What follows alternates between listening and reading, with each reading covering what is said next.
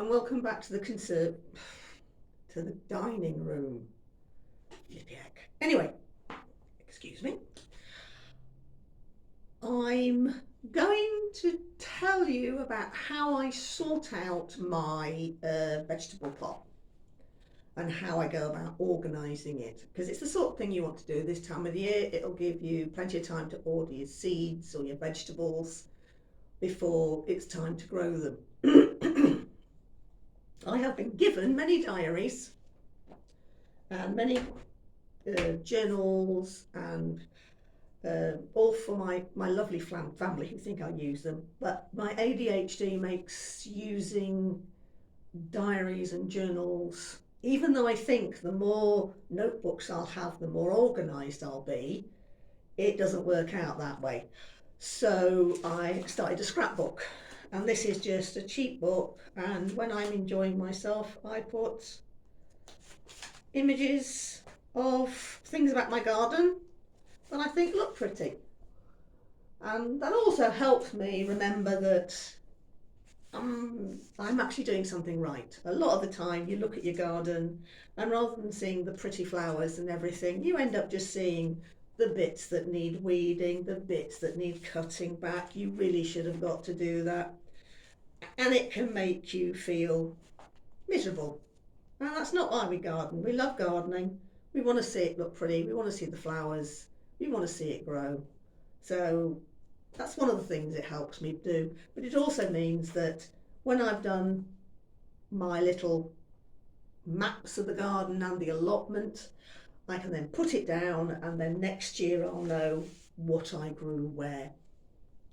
I like to use rotation because I don't want parts of the beds, they're very small beds, to develop diseases and pests that will affect some of the vegetables I'm growing there. Blight was one. If you grow potatoes too often in the same spot, you're encouraging blight to grow and to thrive in that bit of the plot, and then the next time you put potatoes in, that's your potato harvest gone. I was unfortunate that it caught my tomatoes and I only had a few, but to limit the chance of that happening again, I'm going to make sure that I grow my tomatoes well away from that area again next year. So I thought, well, get onto this. I'll show you this little map I've made of my garden, and then we'll go through moving it and trying to work out where I can put what's together. So this is my little map of the back garden this year. As you can see, we've got the tomatoes down here and the Brussels sprouts and the broad beans, so everything's right. And at the top, these are some of the classifications of vegetables. They are grown together because they share the same family, they share the same sort of soil conditions, they sometimes have the same pests. And brassicas are your cabbages, your Brussels sprouts, your kohlrabi, excuse me, and also some people wrote lettuce in with that, but I find lettuce will go anywhere you put it. Your roots, they're sort of self-explanatory. They're your carrots, your parsnips, your swede, your turnips, those. And in this case, I've linked those with the onions because I don't grow the many roots here. I grow most of my roots at the allotment, but I did actually grow some carrots this year, and that was sort of as an experiment to see how well they worked out, and they worked out really well. Then you have your beans and peas. That speaks for itself. And then you have what they call others. And these are normally your flowering fruits, things like sweet corn or tomatoes, others like things like that. And then I have, it says shash, it should say squash, because I actually grow quite a bit of squash. And the ones I grow, ichikakuri and the winter squashes, they take up a lot of area. So again, those I grow at the allotment, but others like cucumbers, gherkins, marrows, courgettes, you know, a single plant of those you can pop in between other plants when you can. And I have colour coded it. So as you can see, we have the tomatoes down here. Well, I've decided to move them as far as I can over into this small bed on the opposite side of the greenhouse.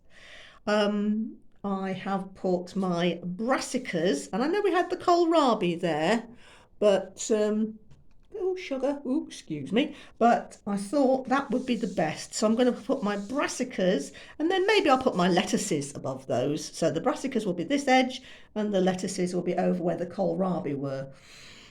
I'm going to put my onions and my leeks up here. I'm going to put my sweet corn down here, and I'm going to put my beans up here. So this is the new little layout of next year's garden, and the peas I'm going to put here. There's a shed at this end, which you know of, and so this end gets quite shady, so that you've got a shed and a big fence this side as well. So it's this, though this tends to be the most shadiest corner, but I have been told that peas can actually grow in partial shade. So there we go. So that was this year's. No, it's not. That's next year's, and that's this year's.